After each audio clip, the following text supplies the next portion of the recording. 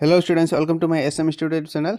আজিৰ ভিডিঅ'টো তোমালোকৰ কাৰণে বহুত গুৰুত্বপূৰ্ণ কাৰণ আজিৰ ভিডিঅ'টো তোমালোকৰ 23 ফেব্ৰুৱাৰীত হোৱা হিষ্টৰী পেপাৰখনে কেইবাখন কোৱেশ্চন মই তোমালোকক লৈ আহিছো আৰু এই কোৱেশ্চন কেইটা তোমালোকৰ অৰ্থাৎ এছএছ ফাইনেল ইয়াৰৰ যি তোমালোকৰ বোৰ্ড আছে ASHEC তাত তোমালোকৰ এটা ৱেবছাইট আছে মই এই ৱেবছাইটটো মই তোমালোকক লগইন কৰাই দেখুৱাই দিম অলপ পিছত মই লগইন কৰিছো আৰু এই কেইটা কোৱেশ্চন প্ৰকাশ পাইছে তো মই ভাবিছো যে এইবাৰ অৰ্থাৎ 26ত তোমালোকৰ 23 ফেব্ৰুৱাৰী যি এক্সাম আছে হিষ্টৰীত তাত তোমালোকৰ এই কেইটা কোৱেশ্চন আহিব পাৰে সেই কাৰণে মই তোমালোকৰ মাজত লৈ আহিছো দে তো তোমালোকে যদি মোৰ চেনেলটো এতিয়ালৈকে সাবস্ক্ৰাইব কৰা নাই তোমালোকে সাবস্ক্ৰাইব কৰা আৰু ভিডিঅ'টো লাইক কৰি দিবা ঠিক আছে তো আহক আমি কোৱেশ্চনবোৰ আলোচনা কৰো তোমাক প্ৰথম কোৱেশ্চন দিছে তোমালোকক প্ৰশ্ন 1 বা তোমালোকক 1 প্ৰশ্ন দিছে ওপৰত হৰপ্পা যুগৰ হস্তশিল্প উৎপাদনৰ কেন্দ্ৰসমূহ প্ৰত্নতান্ত্ৰিকসকলে কেনেদৰে চিনাক্ত কৰিছিল উত্তৰটো তোমালোকৰ ইয়াতে দি আছে ইয়াতে দিছে যে প্ৰত্নতান্ত্ৰিকসকলে বিভিন্ন প্ৰমাণৰ ভিত্তিত হৰপ্পা যুগৰ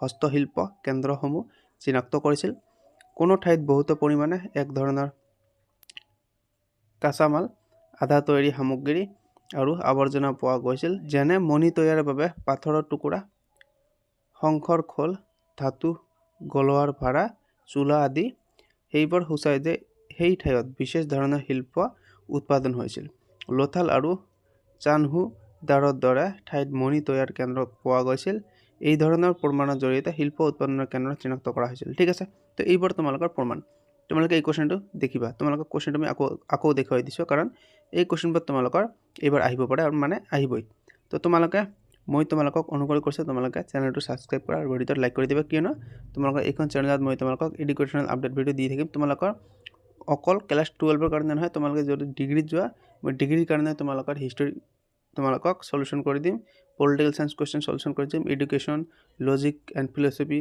যি তোমালোকৰ ইম্পৰ্টেন্ট কোৱেশ্চন আছে এডুকেশ্যন তাৰ পিছত জিওগ্ৰাফি যি তোমালোকৰ আছে সকলোবোৰ কোৱেশ্চন মই তোমালোকক ডিগ্ৰীত গলো তোমালোকে পাবা কোনোবা যদি বিএ বিএসসি লয় তাৰ কাৰণে তোমালোকৰ ইম্পৰ্টেন্ট কোৱেশ্চন যি তোমালোকৰ হিষ্টৰী পঢ়ি আছে তেওঁলোকৰ কাৰণে তো বিএসসি নাহে তোমালোকে আৰ্টছৰ ষ্টুডেন্ট তোমালোকৰ কাৰণে বিএ আহিব মই তোমালোকক হিষ্টৰী পলিটিক্যাল সায়েন্স তাৰ পিছত তোমালোকৰ ইংলিশ তাৰ পিছত এডুকেশ্যন লজিক এণ্ড ফিলসফি এইবোৰ কোৱেশ্চন মই তোমালোকক অনাগত দিনত আলোচনা কৰি দিম তো মই ভাবো যে তোমালোকে চেনেলটো সাবস্ক্ৰাইব কৰি ৰাখা কাৰণ তোমালোকৰ অনাগত দিনত সুবিধা হ'ব মই এই চেনেলটো যদি ভিডিঅ' আপলোড কৰা তোমালোকে আগতে নোটিফিকেশন পাই যাবা সেই কাৰণে কৈছে তোমালোকে চেনেলটো সাবস্ক্ৰাইব কৰা দেই আৰু তোমালোকক 2 নম্বৰ কোৱেশ্চন দিছে হৰপ্পা চহৰৰ আটাইতকৈ বৈশিষ্ট্যপূৰ্ণ বৈশিষ্ট্য আছিল সুপৰিকল্পিত নিষ্কাশন ব্যৱস্থা ব্যাখ্যা কৰা তো আমাক উত্তৰ দিছে ইয়াতে হৰপ্পা চহৰসমূহ সুনিয়োজিতভাৱে গঢ়ি তোলা হৈছিল প্ৰতিটো ঘৰত নিজস্ব নলা আছিল আৰু সেই নলাসমূহ ডাঙৰ মূল নলাৰ সৈতে সংযোগ আছিল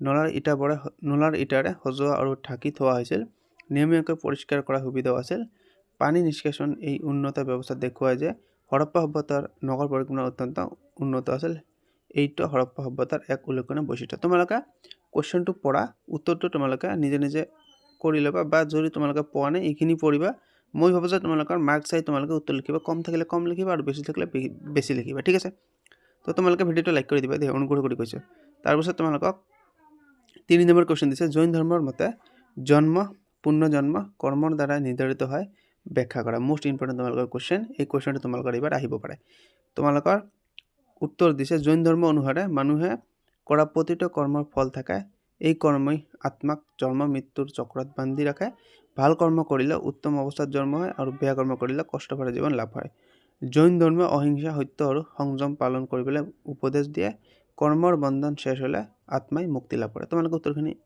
ভালদৰে চোৱা কোৱেশ্চনটো মুঠতে তোমালোকে চাবা কোৱেশ্চনটো ভেৰি ইম্পৰ্টেন্ট কোৱেশ্চন তাৰ পিছত আমাক দিয়া 4 নম্বৰ কোৱেশ্চন 1800 চনত বা 1800 আমাৰ খ্ৰীষ্টাব্দত কলিন মেকেঞ্জিয়ে কেনেদৰে হাম্পিৰ ধ্বংসাৱশেষ উদ্ঘাটন কৰিছিল মোস্ট ইম্পৰ্টেন্ট কোৱেশ্চন তোমালোকে এই কোৱেশ্চনটো আহিব পাৰে তোমালোকে উত্তৰ দি আছে কলিন মেকেঞ্জি এজন ব্ৰিটিছ জৰীপকাৰী আছিল তেওঁ দক্ষিণ ভাৰত ভ্ৰমণ কৰি শিলালিপি মূৰ্তি আৰু স্থাপত্যৰ অৱশিষ্ট সংগ্ৰহ কৰিছিল স্থানীয় পণ্ডিত আৰু গাইডৰ সহায় লৈ তেওঁ হাম্পিৰ ধ্বংসাৱশেষ নস্কা প্ৰস্তুত কৰিছিল তেওঁৰ অধ্যয়নৰ ফলত বিজয়নগৰ সাম্ৰাজ্যৰ ইতিহাস পোহৰলৈ আহিছিল আৰু ইয়াক গুৰুত্বপূৰ্ণ ঐতিহাসিক স্থান হিচাপে স্বীকৃতি দিছিল তাৰ পিছত তোমালোকক কোৱেশ্চন দিছে 16-17 শতিকাত কৃষিভিত্তিক সমাজত মহিলাসকল গুৰুত্বপূৰ্ণ সম্পদ কিয় আছিল মোস্ট ইম্পৰ্টেন্ট কোৱেশ্চন এই কোৱেশ্চনটো তোমালোকৰ আহিব পাৰে মহিলাসকলে কৃষিৰ কাম বীজ ৰোপণ ঘৰৰ কাম আৰু পশুপালনত গুৰুত্বপূৰ্ণ ভূমিকা লৈছিল। তেওঁলোকে উৎপাদন বৃদ্ধিত সহায় কৰিছিল।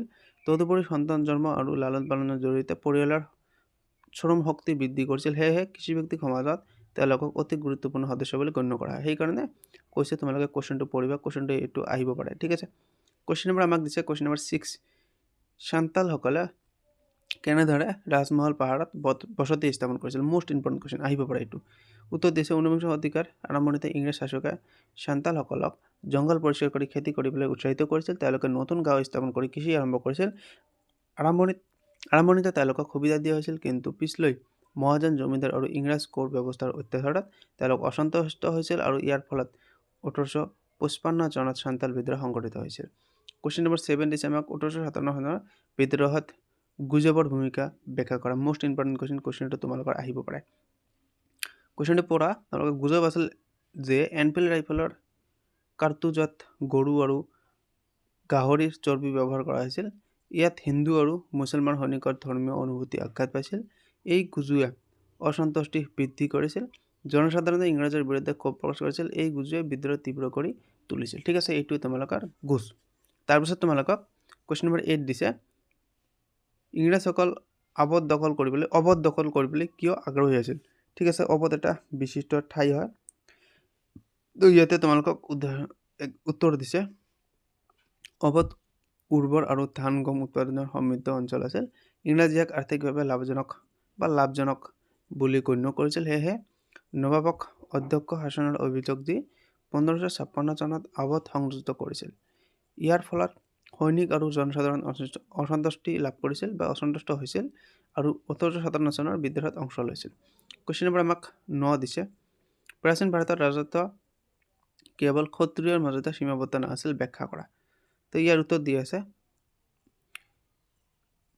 উত্তৰটো ইয়াতে দি আছে ব্ৰাহ্মণ্য গ্ৰন্থসমূহত ক্ষত্ৰিয়সকলৰ ৰাজত্বৰ অধিকাৰী বুলি কোৱা হৈছিল, কিন্তু বাস্তৱত বহু ক্ষত্ৰিয় লোকে ৰাজত্বত উপনীত হৈছিল। মগধৰ নন্দ বংশ শূদ্ৰমূলৰ বুলি ধৰা হয়। মৌৰ্য সাম্ৰাজ্য প্ৰতিষ্ঠিত চন্দ্ৰগুপ্ত মৌৰ্যই উচ্চ ক্ষত্ৰিয় নাছিল। তোমালোকে স্পেলিং কেইটা শুদ্ধ কৰি ল'বা। তোমালোকৰ ইয়াতে স্পেলিং কেইটা ভুল আছে, তোমালোকে শুদ্ধ কৰি ল'বা। উচ্চ ক্ষত্ৰিয় নাছিল বুলি কোৱা হয়। তদুপৰি কিছুমান গণসংঘত ৰাজত্ব বংশগত নাছিল। ইয়াৰ পৰা স্পষ্ট যে ৰাজত্ব কেৱল ক্ষত্ৰিয়ৰ মাজতে সীমাবদ্ধ নাছিল। কুৱেশ্যন নম্বৰ তোমালোকক 10 দিছে। মই তোমালোকক কুৱেশ্যনটো ভালদৰে দেখুৱাই দি আছোঁ। কুৱেশ্যন নম্বৰ 10 দিছে, সেইটো তোমালোকৰ কুৱেশ্যন নম্বৰ 10। বাৰ্নিয়াৰৰ মতে মোগল যুগত ভূমি মালিকানা আলোচনা কৰা। মোষ্ট ইম্পৰ্টেণ্ট টপিক তোমালোকৰ কুৱেশ্যন এইটো আহিব পাৰে। ফৰাচী পৰ্যটক বাৰ্নিয়াৰে কৈছিল যে মোগল যুগত ভূমিৰ মালিক ৰজা আছিল আৰু ব্যক্তিগত সম্পত্তিৰ অভাৱ নাছিল। তোমালোকে অলপমান ৰবা। তাৰপিছত কি দিছে যে তেওঁৰ মতে জমিদাৰসকলে কেৱল কৰ সংগ্ৰাহক আছিল, কিন্তু আধুনিক ইতিহাসবিদে কৈছে যে কৃষক আৰু জমিদাৰৰ কিছুমান অধিকাৰ আছিল। বাৰ্নিয়াৰে বৰ্ণনা সম্পূৰ্ণ সঠিক নহয়, কিন্তু সেই সময়ৰ সমাজ অৰ্থনীতি বুজিবলৈ গুৰুত্বপূৰ্ণ উৎস। কুৱেশ্যন নম্বৰ 11 দিছে আমাক। কুৱেশ্যন নম্বৰ 11 দিছে। কুৱেশ্যন নম্বৰ 11টো চোৱা, এইটো আমাৰ কুৱেশ্যন নম্বৰ 11। গণ পৰিষদৰ কিছুমান সদস্যই শক্তিশালী কেন্দ্ৰৰ পক্ষে কিয় যুক্তি দিছিল? উত্তৰ দি আছে দেশ বিভাজনৰ পিছত সাম্প্ৰদায়িক অশান্তি আৰু ৰাজনৈতিক অস্থিৰতা আছিল। সেয়েহে দেশৰ একতা আৰু অখণ্ডতা ৰক্ষা কৰিবলৈ শক্তিশালী কেন্দ্ৰৰ প্ৰয়োজন বুলি ভবা হৈছিল। তদুপৰি সুৰক্ষা আৰু অৰ্থনৈতিক পৰিকল্পনা আৰু উন্নয়নৰ বাবে কেন্দ্ৰীয় ক্ষমতা শক্তিশালী কৰা উচিত বুলি কিছুমান সদস্যই মত প্ৰকাশ কৰিছিল। ইয়াৰ পিছত কেইটামান তোমালোকৰ কাৰণে চমুকৈ আছে, তোমালোকে এইকেইটা চাই লোৱা। তোমালোকক এই কুৱেশ্যনটো মই আকৌ এবাৰ দেখুৱাই দিছোঁ, কাৰণ তোমালোকে যদি এই কুৱেশ্যনটোৰ উত্তৰ এনেকুৱা ধৰণে লিখা, তোমালোকৰ এক্সামত মাৰ্ক কাটিবলৈ টিচাৰে ভয় খাব। কাৰণ তোমালোকক ইয়াতে মই টপিক্স ৱাইজ দিছোঁ। তোমালোকৰ 4 মাৰ্ক থাকিব যে গণ পৰিষদৰ কিছুমান সদস্যই শক্তিশালী কেন্দ্ৰৰ পক্ষে কিয় যুক্তি দিছিল। ধৰি লোৱা তোমালোকৰ ইয়াত 3 মাৰ্ক দি আছে, তোমালোকে 3টা টপিক লিখিবা, বা 4 মাৰ্ক দি আছে 4টা লিখিবা, ক'ত তোমালোকৰ মাৰ্ক কাটিব। আৰু যদি তোমালোকে এনেকুৱাকৈ নম্বৰ দি নিলিখা, তেনেহ'লে তোমালোকৰ মাৰ্ক কাটিবলৈ সম্ভাৱনা থাকে। সেইকাৰণে কৈছোঁ তোমালোকে এনেকুৱা ধৰণে লিখিব পাৰা, তোমালোকৰ মাৰ্ক কেতিয়াও কাটিব নোৱাৰে। আৰু তোমালোকৰ কেইটামান চমুকৈ আছে, তোমালোকে ইয়াৰ পৰা পঢ়ি ল'বা। দেৱম প্ৰিয়দৰ্শী, আৰু তোমালোকক এইফালে দিছে, তোমালোকে এইবাৰ পঢ়িবা। আৰু তোমালোকক ইয়াতে দিছে কবিৰ, তোমালোকে এইবাৰ চমুকৈ পঢ়িবা। আৰু দিছে চৰখা। তো আমাৰ এইখিনিয়ে আছিল আজিৰ ভিডিঅ'ৰ। ঠিক আছে, বাই বাই, টেক কেয়াৰ।